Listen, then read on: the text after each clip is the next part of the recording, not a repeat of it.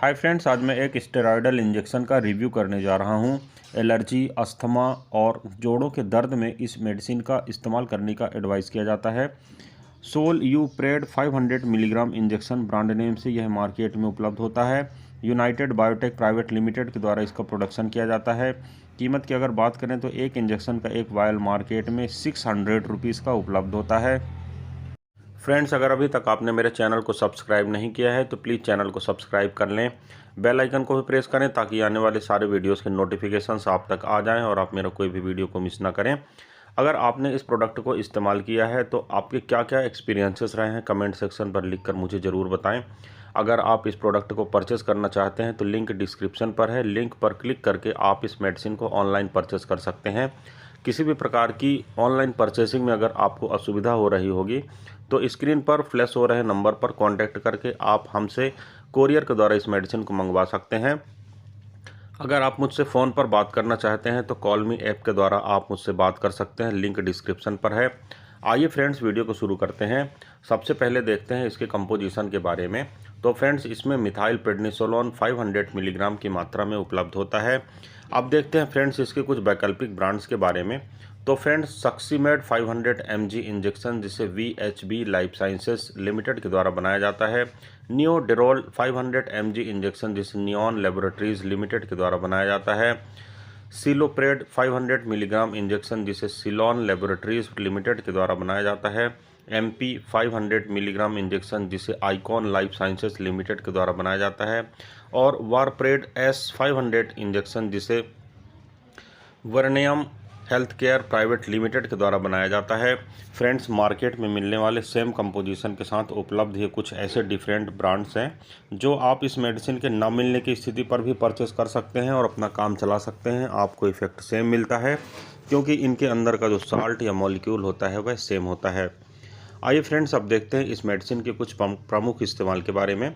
तो फ्रेंड्स, यह इंजेक्शन का जो इस्तेमाल होता है यह रूमेटाइड डिसऑर्डर में, यानी किसी प्रकार का अगर आपको बात हुआ हो, ऑस्टियोआर्थराइटिस के केस में भी इसका इस्तेमाल किया जाता है। रूमेटाइड आर्थराइटिस के केस में भी इसका इस्तेमाल किया जाता है, यानी संधिवात और जो आम बात होता है उसमें भी इस मेडिसिन का, गठियावात में भी इस मेडिसिन का इस्तेमाल करते हैं। अस्थमा के केस में इस मेडिसिन का इस्तेमाल करते हैं। किसी भी प्रकार की अगर एलर्जी की कंडीशन बनती है तब भी इस मेडिसिन का इस्तेमाल किया जाता है। आँख से जुड़ी हुई कुछ समस्याएं जहां पर आपको स्टेरॉइड की आवश्यकता पड़ती है वहां पर भी इस मेडिसिन को दिया जाता है। और जनरली स्किन से जुड़ी समस्याओं के उपचार में इस मेडिसिन का इस्तेमाल करने की एडवाइस की जाती है। अब देखते हैं फ्रेंड्स इस मेडिसिन के कुछ साइड इफ़ेक्ट के बारे में। तो जनरली जैसे स्टेरॉइड के साइड इफ़ेक्ट होता है जी मिचलाना, चक्कर आना, घबराहट होना, सिर दर्द का होना, पसीना आना और सूजन का बढ़ जाना, इसके कुछ कॉमन साइड इफ़ेक्ट के रूप में देखे गए हैं।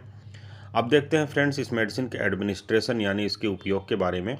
मैं आपको यहाँ पर यह बता देना चाहता हूँ कि यह मेडिसिन सेल्फ मेडिकेशन के लिए बिल्कुल भी नहीं होती, बहुत ही खतरनाक मेडिसिन होती है। अगर इसका रेजिमेन या डोज ऊपर नीचे होता है तो आपको बेनिफिट की जगह लॉस हो सकता है, इसलिए अपने प्रिस्क्राइबर यानी डॉक्टर से उचित परामर्श करें, उसके पश्चात ही मेडिसिन का उपयोग करें। अब देखते हैं फ्रेंड्स यह मेडिसिन काम कैसे करता है। तो फ्रेंड्स, मैंने पहले ही आपको बताया यह एक स्टेरॉयडल इंजेक्शन है और शरीर में होने वाली जो सूजन होती है, यानी लालिमा और जो सूजन होती है, दर्द होता है या हीट वहाँ पर प्रोड्यूस होती है, तो उसको दूर करने के लिए और एलर्जी का कारण बनने वाले जितने भी केमिकल मैसेंजर्स होते हैं उनके प्रोडक्शन को कम करता है और आपके शरीर के जितने भी लक्षण होते हैं रोग वाले उनको दूर करता है और आप अपने लक्षणों में धीरे धीरे कमी के कारण राहत महसूस करने लगते हैं। अब फ्रेंड्स, बात करते हैं मेडिसिन से जुड़ी कुछ अन्य बातों के बारे में। तो फ्रेंड्स, इस इंजेक्शन का इस्तेमाल आपके शरीर में होने वाली सूजन को कम करने के लिए, गंभीर प्रकार की एलर्जी को दूर करने के लिए और आपकी जो एग्जिस्टिंग डिसीज़ है यानी चल रही बीमारी है उससे दूर करने में या उसकी समस्याओं को, साइन सिम्टम्स को दूर करने में आपकी मदद करती है। सूजन कम करने में और इम्यून सिस्टम के सप्रेशन में इस मेडिसिन की विशेष आवश्यकता होती है। कभी कभी हम देखते हैं हमारे शरीर का जो इम्यून मैकेनिज्म होता है वो ओवर रिएक्टेड हो जाता है, जिसके कारण हमको कई प्रकार की प्रॉब्लम्स होती है। इससे निपटने में भी यह मेडिसिन आपकी बहुत मदद करती है। डॉक्टर द्वारा सजेस्ट की गई अवधि के अनुसार इस मेडिसिन को इस्तेमाल करना चाहिए। फ्रेंड्स, कभी भी इस मेडिसिन की ओवरडोज या अंडरडोज का इस्तेमाल नहीं करना चाहिए। इस मेडिसिन से इस्तेमाल करने के दौरान आपके जो शरीर का इन्फेक्शन से लड़ने का जो मैकेनिज़्म होता है वह पुअर हो जाता है। इसलिए अगर कोई ऐसे लक्षण आपको दिखने में आते हैं, जैसे कि सूजन का होना, गले में खराश का होना, कफ वगैरह का डेवलप होना, छींक आना या कई अन्य प्रकार के भी लक्षण आपको उत्पन्न हो सकते हैं, अगर कुछ ऐसा होता है तो आपको अपने डॉक्टर से इस बारे में उचित परामर्श अवश्य करना चाहिए। इस मेडिसिन को अचानक से लेना कभी भी बंद नहीं करना चाहिए, यानी विड्रॉवल अचानक से नहीं करना चाहिए। इसके आफ्टर इफेक्ट बहुत ही खतरनाक होते हैं। अतः आप डॉक्टर की एडवाइस को फॉलो करें पूरी तरह से, और सेल्फ मेडिकेशन बिल्कुल ना करें, सेल्फ विड्रॉवल ना करें, अंडर डोज और ओवरडोज बिल्कुल ना करें। मेडिसिन से जुड़े कुछ सेफ्टी फीचर्स की अगर बात करें फ्रेंड्स, तो जब आप इस मेडिसिन का इस्तेमाल कर रहे हों तो उस दौरान आपको अल्कोहल का इस्तेमाल बिल्कुल भी नहीं करना चाहिए, क्योंकि केमिकल इंटरेक्शन के कारण आपको किसी प्रकार की कॉम्प्लिकेशंस का सामना करना पड़ सकता है। गर्भावस्था में अगर आप हैं या स्तनपान करा रहे हैं या गर्भावस्था की प्लानिंग कर रहे हैं, यानी आप अगर प्रेग्नेंट होना चाहते हैं, माँ बनना चाहते हैं, तो यह इंजेक्शन आपको इस्तेमाल नहीं करना चाहिए। अगर इस्तेमाल करने की आवश्यकता ही है तो आप अपने डॉक्टर से पहले परामर्श करें। अगर उसे यह मेडिसिन सेफ लगेगी, आपकी यानी जो लक्षण है उसे दूर करने में मेडिसिन की उपदेयता अगर अधिक समझ में आएगी, तो वह आपको इसको प्रिस्क्राइब करेगा। इस मेडिसिन को लेने के दौरान आपको जो मेंटल कंसंट्रेशन है वह थोड़ा सा कम हो जाता है, यानी दृष्टि धूमलता भी इसमें डेवलप होती है। तो आपको यह सजेशन किया जाता है कि जिस टाइम पर आप इस मेडिसिन का इस्तेमाल कर रहे हो तो उस टाइम पर ड्राइविंग को ना करें, आपको किसी प्रकार के कॉम्प्लिकेशंस का सामना करना पड़ सकता है। लीवर रोग और किडनी रोग से जुड़ी कुछ समस्याओं के अगर आप सामना कर रहे हैं या आपको उनसे रिलेटेड किसी प्रकार की कोई प्रॉब्लम से या बीमारी है, कोई साइन सिम्टम है, तो आपको अपने डॉक्टर से इस बारे में परामर्श करना चाहिए, क्योंकि यह मेडिसिन हिपेटोटॉक्सिक होती है और किसी भी प्रकार के कॉम्प्लिकेशंस को पैदा करने में सक्षम होती है। अब फ्रेंड्स बात करते हैं मेडिसिन से जुड़े कुछ प्रश्नों के बारे में, कभी जनरली लोगों के द्वारा पूछा जाता है, तो मैं आपको बता देना चाहता हूँ फ्रेंड्स। सबसे पहले बात करते हैं इसके जो काम की, तो मैंने आपको हालांकि पहले बता दिया है, फिर भी मैं एक बार बता देता हूँ कि यह मेडिसिन आपके शरीर में उत्पन्न होने वाली सूजन को दूर करने के लिए उपयोग करने में काम आती है। इन्फ्लामेशन को दूर करने के लिए इस मेडिसिन को इस्तेमाल किया जाता है। आपके शरीर में अगर जो इम्यून सिस्टम पर कोई अटैक करता है, यानी किसी प्रकार का बैक्टीरिया, वायरस या फंगल, तो इम्यून सिस्टम को स्ट्रॉन्ग करके यह मेडिसिन आपके जो बीमारी होती है उसे दूर करने का कार्य करती है। यह इंजेक्शन फ्रेंड्स एक स्टेरॉइडल मेडिसिन है और यह कार्टिकोस्टेरॉइड की श्रेणी में आता है।